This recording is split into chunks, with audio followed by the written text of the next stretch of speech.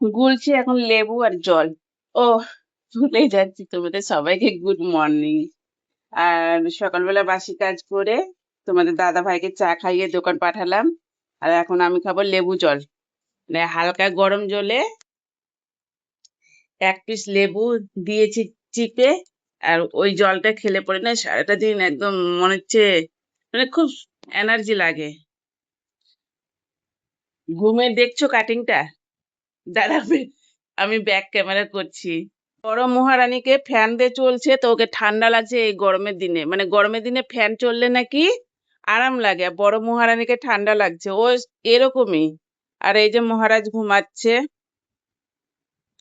আর ওকেও বোধহয় ঠান্ডা লাগছে, একদম কুকড়ে শুকিয়ে কেমনি কুকড়ে ঘুমিয়েছে।